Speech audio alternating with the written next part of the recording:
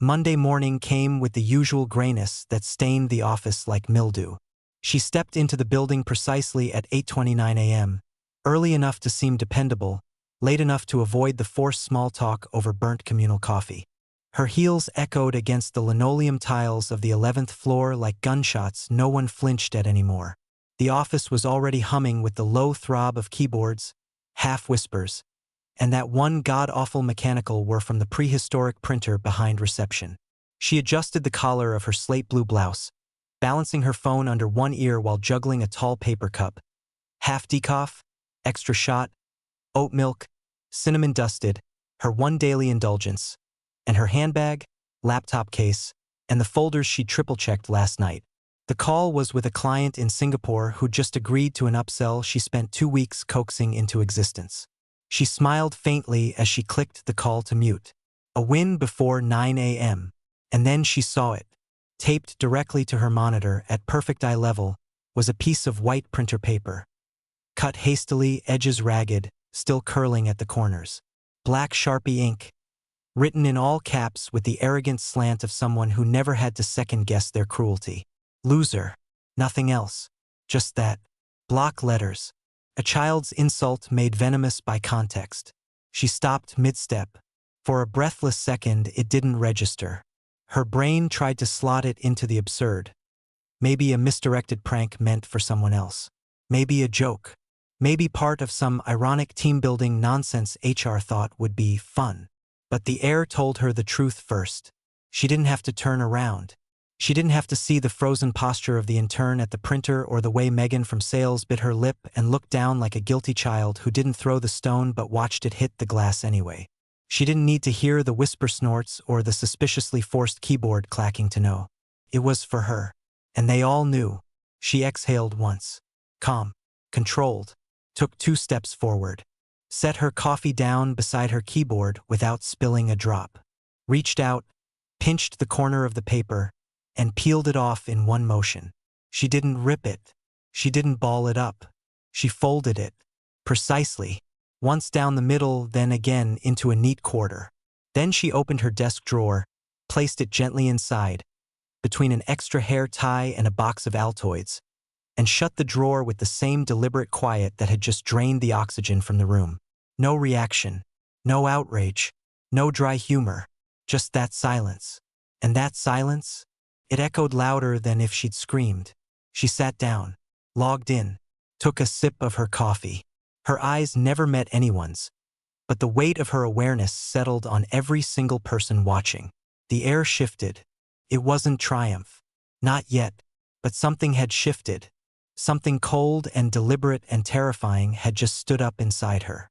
Inside, she could feel the humiliation blooming like a bruise, the ache behind her eyes, the self-conscious heat climbing her neck, the echo of that word loser whispering from inside every shadow of self-doubt. But she didn't give it a voice. Not today. Today she made a decision. This would not be forgotten. Not chalked up to harmless fun or office banter.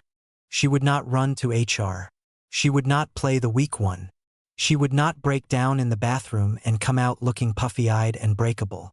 No, she would remember. Catalog, observe, because behind that icy composure, under the clean lines of her pressed blouse and the soft edge of her voice, something ancient and dangerous was waking up. Something that didn't forgive. Something that didn't forget. Something that knew how to wait. Let them laugh now. Let them whisper. By the time they realized what she was building, what she was carefully, quietly, mercilessly assembling beneath the surface, they wouldn't even remember the moment that started it. But she would. Forever. Tuesday arrived like an encore nobody wanted, except for the people who'd orchestrated Monday. She stepped into the office wearing black. Not mourning, not dramatic. Just sleek, simple, and sharp enough to cut. Black turtleneck, black slacks, dark red lipstick like a warning flare. She said nothing. She moved like a shadow that had memorized every path, every corner, every fake smile. But silence does not deter the cruel. The first whisper came before she even reached her desk. Guess she didn't lose the memo this time, someone muttered from the design pod. Muted laughter followed, too faint for HR, too loud for accident. Then the loser post-it notes started appearing, on her stapler, her phone receiver, even the bottom of her coffee cup. Someone had written it in lipstick on the office mirror. She found one folded inside a manila folder she'd left on the copier. Her inbox pinged with a meme, sent anonymously via a spoofed email, of a trash can with a name tag, Employee of the Month. And every time she found one, every time she caught a whisper, the same thing happened. No one said anything. Not her manager, not the HR assistant who'd shared a lift with her to the last all-hands, not even Priya, the one person she'd actually thought might be decent, the one she'd eaten lunch with for 4 months straight and once comforted through a breakup in the break room. Priya had looked away that morning when they passed in the hallway. Looked down, then quickened her pace, as if proximity to her might infect her with loser status. That was the moment the ache behind her ribs stopped feeling like sadness and started calcifying into something else. Cold clarity. The kind that didn't blink or beg. She sat at her desk and began organizing her files, on both the company server and her encrypted cloud. Years of projects, proposals, client strategy decks, and vendor negotiations. Every spreadsheet she'd created, every document she'd originated, every version tracked, every access log stored, every Slack thread, every meeting recording where her contributions had been borrowed by louder voices and passed off as collaborative efforts. She'd kept it all. Not out of paranoia, at least not at first, but because she'd seen too many women transitioned out after building things others now profited from. She wasn't about to let her work be erased. Not without a fight. Not without evidence. And now, that archive, the digital skeleton key to every lie told in this office, was starting to feel like a live wire humming under her fingertips. They thought they were breaking her, reducing her to some whispered joke between snack breaks and status meetings. But they hadn't taken anything from her except her illusion that they'd ever respected her. And once the illusion was gone, she saw everything with painful precision. They needed her work. They needed her knowledge. They needed her systems, her decks, her client relationships. They just didn't need her to be human while delivering it. So fine. She would become something else. Not broken. Not vindictive. Strategic. The kind of strategic that stops smiling in meetings and starts watching patterns. The kind of strategic that doesn't complain to HR, but collects receipts. The kind of strategic that knows exactly how much power she holds. Not in titles or org charts, but in the invisible architecture she'd built under their noses. By lunch, someone had scrawled "Queen of the Trash Heap" on the whiteboard outside her office. She stared at it for a long time, then erased it with a dry erase marker in one slow, clean motion. Not a word spoken. But when she turned around, she made eye contact with the intern. Jacob, barely 23, socially awkward, smarter than he pretended to be. He looked away too. They all did. Every single one. And that's when she knew. She wasn't just outnumbered. She was alone. But she had a backup drive. And a plan. The apartment felt too quiet when she got home, like the air had been holding its breath all day, waiting for her to return and shatter it. She kicked off her shoes in the hallway, didn't bother turning on the lights, and walked straight to her kitchen. One of the only spaces in her life that still felt entirely her own. The backsplash tile she'd chosen. The spice rack she'd alphabetized. The tea mugs lined up like soldiers, each one a remnant of a different version of herself. She put the kettle on without thinking. Earl Grey tonight, steadying, strong. Then, barefoot and hollowed out, she padded over to her desk and opened the laptop she didn't use for work. The one with the matte black sticker covering the webcam. The one no one at the company even knew existed. She clicked a folder marked only with an emoji, locked with key. And there it was, her secret archive. It had started innocently, proof of her ideas, notes for future performance reviews, documents she wanted to refine later on her own time. But somewhere along the way, after the third time a man presented her project as his own in a boardroom where she wasn't invited, after the fourth "we're just not promoting right now," when she'd watched a less experienced male colleague leapfrog her, it became something else. It became insurance. She scrolled slowly. A thread from 6 months ago. Her politely pushing back on workload distribution, and her manager's reply, You're just more organized than the others. A calendar invite titled Team Sync that somehow became an ambush about her tone. A spreadsheet where she'd flagged an accounting inconsistency, and the quiet deletion of that row 2 days later by the CFO's assistant. An email where she was promised promotion in Q2, dated 18 months ago. A .zip file of expense reports, all carefully anonymized, showing someone billing spa days as client meetings. Screenshots of Slack messages where she was called too intense and overthinking it again. Each file had once felt like a pebble in her shoe. Now, stacked and indexed, they were bricks, cold, heavy, undeniable. She stared at the folder for a long time, then opened her email. Not her work account, her personal one. The clean one, the one she'd never signed up to anything with, the one with the two-factor authentication tied to a number nobody had but her. She typed the domain.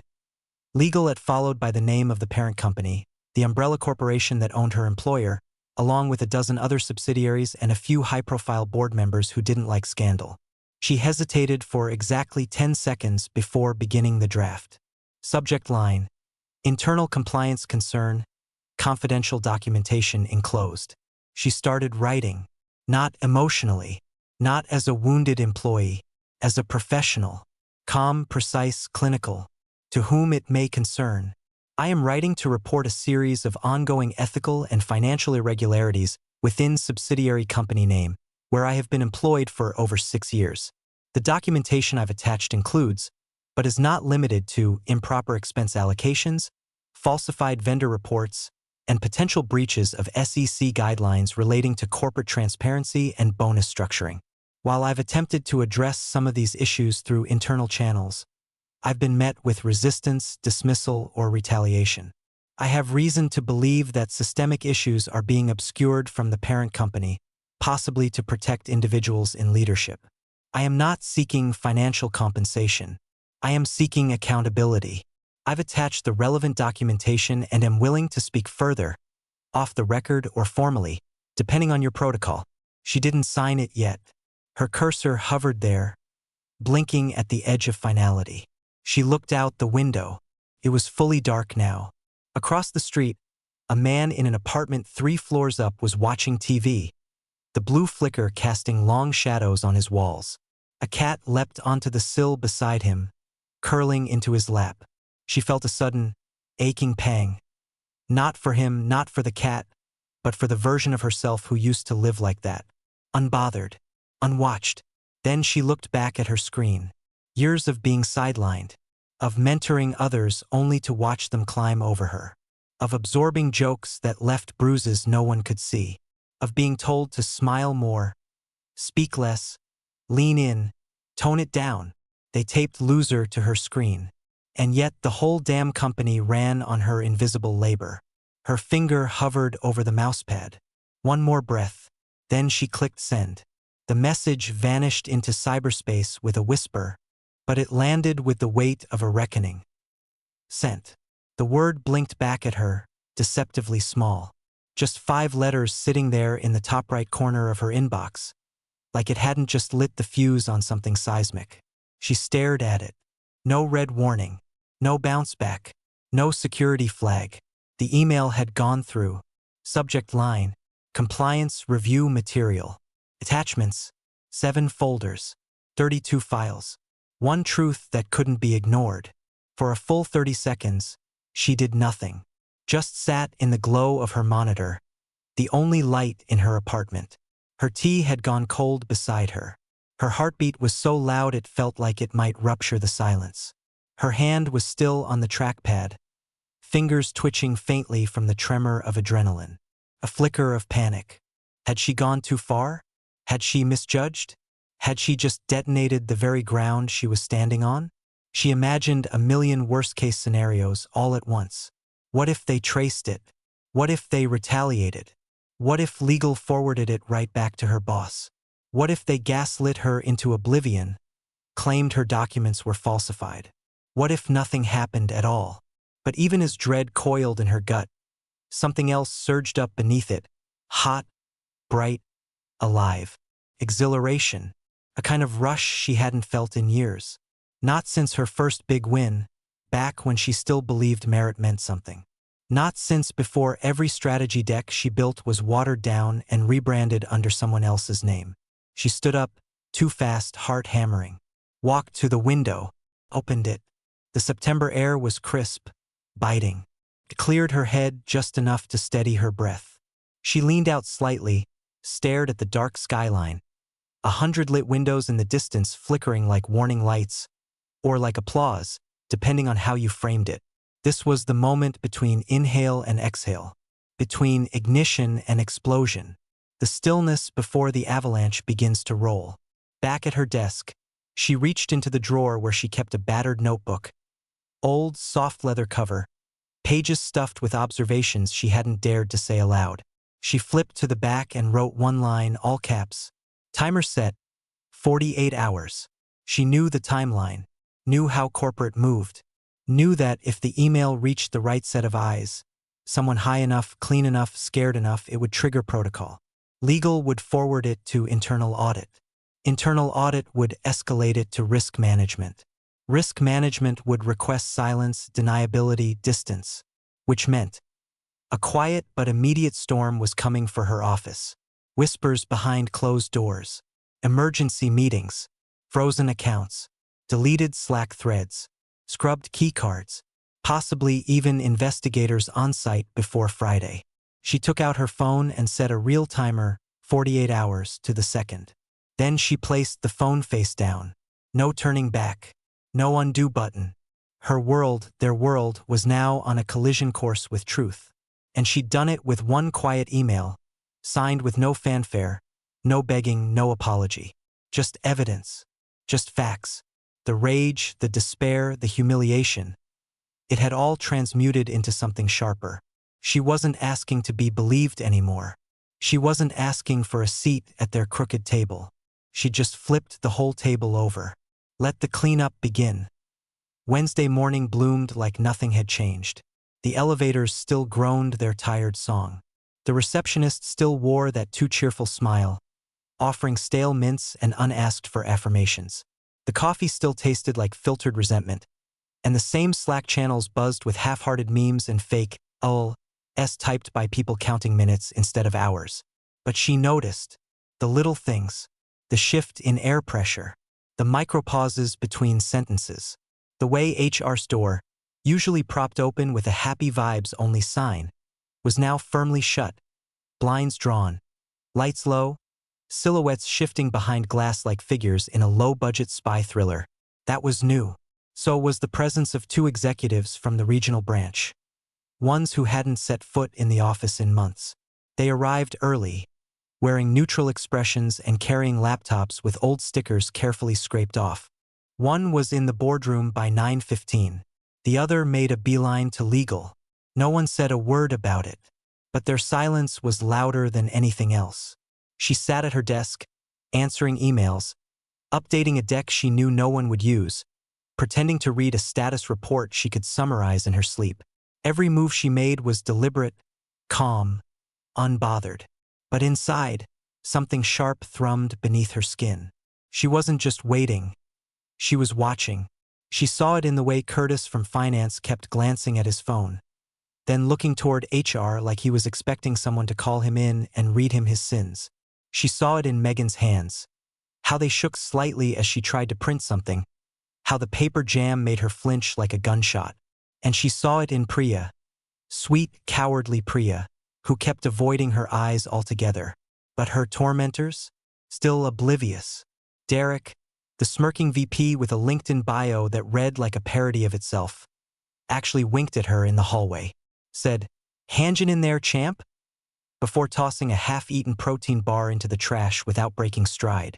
She offered him a thin smile, not forced, not fake, just quiet, knowing, because in less than 48 hours that wink would age like milk. The others, Caleb, who once asked if she was on the rag when she disagreed with his pitch, Dana, who performed whispered impressions of her voice when she wasn't around, they still chuckled in corners, still acted like nothing could touch them. They didn't know yet, didn't realize the bomb had already detonated. They were just too deep in the fog to hear it coming. She walked past them, coffee in hand, poised as ever. But as she passed HR's door again, she caught a whisper. External review. And later, at the water cooler, a muttered, they're combing through expense reports. Like, all of them. Then, legal's red flagging everything under the P-card. The rumors were still half-formed, unconfirmed, floating in that limbo space where gossip begins and panic incubates. But the cracks were forming, and her mind kept circling one thought like a bird over prey. Will they protect the truth or protect themselves? She didn't doubt her documentation, didn't doubt the corruption, but she did doubt their willingness to admit it publicly. Corporations eat their young to preserve their face. She knew this. She'd watched it happen before. She had thrown a grenade into a room full of cowards. Now she had to wait and see if they'd aim the shrapnel back at her, or at each other. Still, the quiet satisfaction simmered just beneath her anxiety. Let them keep smirking. Let them have their final hours of unearned confidence. The silence wouldn't last. Storms never do. Thursday morning detonated without warning. No email. No announcement. No warning Slack. Just a trio of strangers in crisp navy suits stepping off the elevator at 8:03 a.m., carrying sleek black cases and clipped badges from corporate compliance and internal audit. They didn't smile. They didn't introduce themselves to reception. They didn't need to. The office changed instantly, like a cold front had blown through and sucked out all the oxygen. By 8:12, all meetings were either canceled or postponed indefinitely. By 8:27, Derek's calendar was cleared entirely. By 8:43, Megan from sales had been called into legal and hadn't returned. By 9 o'clock, a new Slack channel quietly appeared in the sidebar. #internal_review do not post. No one spoke louder than a whisper. The usual morning laughs, the ones that used to echo around the kitchenette like taunts, died in their throats. Now, the mockers looked over their shoulders before they said anything. Some didn't say anything at all. She sat at her desk, perfectly still, watching it all unfold through the thin glass walls of her office like it was a movie she'd already seen. Not popcorn-worthy, more like courtroom footage. A slow, quiet reckoning that nobody could unring. Her inbox pinged. Subject, "Hey, can we talk?" From Priya. Then another. Subject, "Just checking in." From Caleb. Then a third. Subject, "If you're open to chatting." From Dana. They were all variations of the same thing. Faux concern coded in self-preservation. No direct mention of the joke. No sorry we tried to break you. Just gentle probing, like they were trying to figure out whether she was radioactive or their best shot at immunity. She didn't reply. Not yet. Instead, she leaned back in her chair and observed. Curtis from finance had gone sheet white when one of the auditors asked to see Q4 reimbursement receipts. He was sweating through his collar now, whispering frantically into his headset as he pulled open folders with trembling hands. Megan, who once taped a dead spider to her monitor as a prank, now paced the hallway outside HR like she was waiting for sentencing. Derek. Hanjin in there. Champ? Derek was summoned into the glass conference room at 10:04. The door closed behind him. 20 minutes later, he emerged with a face like curdled milk and didn't make eye contact with a single person as he walked directly into the stairwell. He didn't return before lunch. The word compliance had never carried so much weight. No one mentioned her. No one dared. The loser sign? Forgotten. Scrubbed from memory like it had never existed. Now, every person in that building was playing a different game. Not dominance. Not cruelty. Not even damage control. Survival. By early afternoon, the second wave of auditors arrived, this time with laptops, scanners, and sealed envelopes addressed to specific departments. Files were requested. Privileges revoked. Admin access rerouted. Backups analyzed. Whispers turned into frantic huddles. Phones rang. Screens were turned away. Tabs were closed too quickly. People started printing their own emails like physical copies could protect them from digital fire. She stood once to refill her tea and passed by the copier where Priya stood waiting, clutching a thick manila folder to her chest like a life preserver. Their eyes met. Priya tried to speak, opened her mouth, closed it. She didn't stop walking. Back at her desk, she opened her inbox again. For more, just checking in emails had arrived. All suddenly remembering how much they valued her work, how grateful they were to have collaborated so closely. How things got a little out of hand, but you know how office culture is. She read each one with the calm of a mortician reviewing cause of death reports. Quiet vindication bloomed in her chest like a warm, clean flame. But it was laced with disbelief. Not because this was happening, but because for so long, she'd believed it couldn't. For years, she'd told herself to wait her turn, to play nice, to keep her head down and let merit rise like cream. Instead, she drowned in mediocrity dressed as management and cruelty dressed as charisma. Now, they were all drowning, and she wasn't moving a finger to save any of them. By Friday morning, the desperation was fully bloomed. It started early, 6:07 a.m., her phone buzzing on the nightstand before the sun had risen. She rolled over, blinking blearily at the screen, expecting some kind of news alert. Instead, "Can we talk? Please." I didn't know what they were doing until it was too late. Megan. 6 minutes later. "I was always in your corner. You know that, right?" Priya. Followed by, "If you could just clarify to audit that I wasn't part of whatever this is." Derek. By the time she got to the office, her inbox looked like a confessional booth had exploded inside it. Subject lines read like a comedy lineup of guilt. Quick chat. "Sincerely sorry. If you'd be willing to talk. From one professional to another. Apology plus favor, if possible." She sat down, opened her laptop, and began scrolling through them with the same emotional engagement as a bored housewife flipping through cable channels on a rainy Tuesday. Each message was its own flavor of pathetic. Some were pleading, apologies wrapped in shaky grammar, begging her to believe they never meant it personally and had the utmost respect for her all along. Some were transactional, offers of future collaboration, hints at shared blame, oblique promises of references, favors, even "you scratch my back" implications wrapped in corporate diplomacy. Some were bold-faced lies, claims that they'd warned her, that they'd tried to stop the joke, that they'd always thought it was over the line, and some, God help them, were bribes. Derek's email came with a vague offer to help her land something better if she'd vouch for his integrity. Attached was his updated resume. Dana's note ended with a gift card code for a high-end spa she'd once mocked her for frequenting. "You deserve a little time to relax." Smiley face. She actually laughed out loud at that one. Cold. Sharp. It startled Jacob, the intern, who'd been hovering silently near the copier all morning. They were turning on each other now, too. She overheard Curtis whispering to HR that Caleb had approved every shady reimbursement.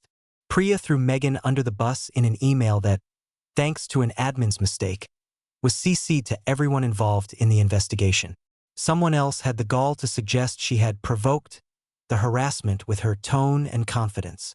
It was unraveling like an ugly sweater snagged on a rusty nail, and she wasn't even touching the thread. She kept every message, archived them, categorized them, saved them to her private folder. Not because she needed more evidence, because she was building a monument, a shrine of receipts. Each message, each grovel, each bribe, proof of what power really looked like when it was hers and not theirs. And somewhere between the 6th, "I've always admired your work," and the 12th, "I was just following orders." Something shifted in her ribcage. For years, she'd thought she wanted their approval. That if she just worked hard enough, if she played by the rules, smiled when dismissed, stayed late when passed over, eventually they'd see her. She didn't realize until this moment how small that dream had been.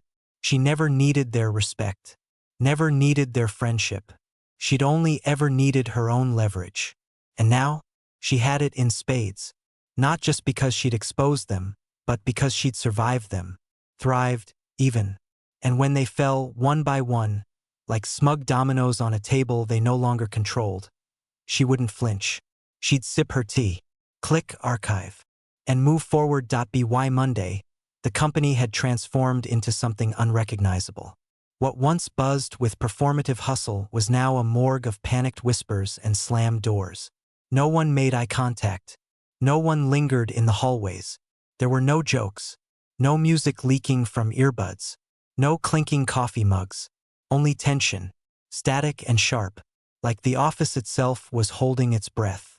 The fallout had begun. An emergency all-hands meeting was called, but half the leadership team was conspicuously absent. On administrative leave pending review, the email read later, sterile and efficient.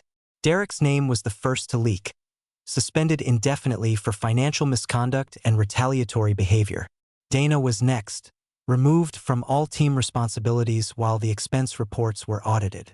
By the end of the day, 3 VPs and a senior director were either on personal leave or had deactivated their Slack accounts entirely. The digital obituary list grew by the hour. Projects were frozen mid-launch. Entire campaigns shuttered. Budget reviews paused. Clients were informed of restructuring. Interns were quietly reassigned or sent home early. Whispers became gospel. He doctored invoices. She falsified contractor hours. They padded the numbers for Q3. She knew and said nothing. People who'd once smirked behind screens now sat rigid at their desks, heads down, like hostages praying not to be noticed. And in the center of it all, she sat still, watching, listening, drinking it all in, not gloating, not celebrating, just witnessing the slow collapse of a kingdom built on exploitation and inside jokes and committee-approved cruelty.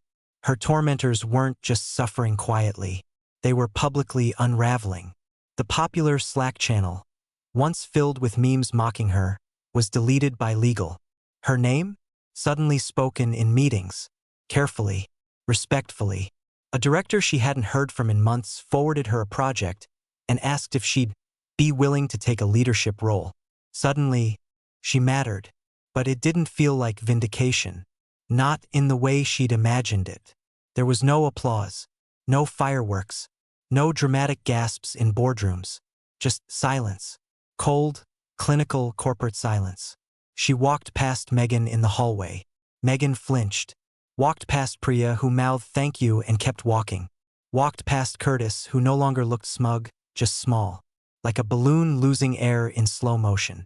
At her desk, she opened an internal message from HR marked confidential.